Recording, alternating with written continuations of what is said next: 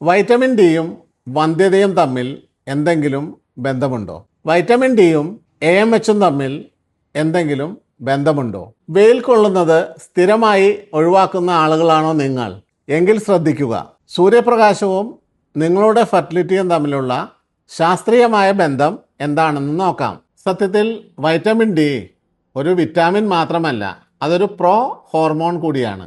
നമ്മുടെ അണ്ഡാശയത്തിൻ്റെ ശരിയായ പ്രവർത്തനങ്ങൾക്കും അണ്ഡത്തിൻ്റെ വളർച്ചയ്ക്കും വൈറ്റമിൻ ഡി അത്യന്താപേക്ഷിതമാണ്. നമ്മുടെ അണ്ഡത്തിലെ കോശങ്ങളിൽ വൈറ്റമിൻ ഡി സ്വീകരിക്കാനുള്ള പ്രത്യേക റിസപ്റ്ററുകൾ പോലുമുണ്ട്. പല പഠനങ്ങളും സൂചിപ്പിക്കുന്നത് ശരീരത്തിൽ വൈറ്റമിൻ ഡിയുടെ അളവ് കൃത്യമായിട്ടുണ്ടെങ്കിൽ അത് അണ്ഡാശയത്തിൻ്റെ പ്രവർത്തനങ്ങളെ മെച്ചപ്പെടുത്തുന്നു എന്നാണ്. പലപ്പോഴും വൈറ്റമിൻ ഡി വളരെ കുറവാണെങ്കിൽ നിങ്ങളുടെ AMH വാല്യൂ യഥാർത്ഥത്തിലുള്ളതിനെക്കാട്ടിലും കുറവായിട്ട് കണ്ടുവരാറുണ്ട്. അതായത് വൈറ്റമിൻ ഡി ലെവൽ മെച്ചപ്പെടുത്തിയാൽ നിങ്ങളുടെ AMH വാല്യൂ മെച്ചപ്പെടാൻ സാധ്യതയുണ്ട് എന്നു കരുതി വൈറ്റമിൻ ഡി ടാബ്ലറ്റ് കഴിച്ചാൽ ഉടനടി നിങ്ങളുടെ AMH നോർമലാവും എന്നല്ല ഇതിൻ്റെ അർത്ഥം.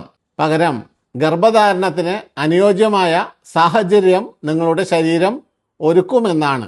പ്രത്യേകിച്ച് ലോ AMH, PCOD, ക്രമം തെറ്റിയ ആർത്തവം എന്നിവ ഉള്ളവരിൽ വൈറ്റമിൻ ഡി ടെസ്റ്റ് ചെയ്യുന്നത് വളരെ നല്ലതാണ്. ദിവസവും രാവിലെ 10-15 മിനിറ്റ് വെയിൽ കൊള്ളുന്നതും വൈറ്റമിൻ ഡി അടങ്ങിയ ഭക്ഷണ സാധനങ്ങൾ കഴിക്കുന്നതും ശീലമാക്കുക.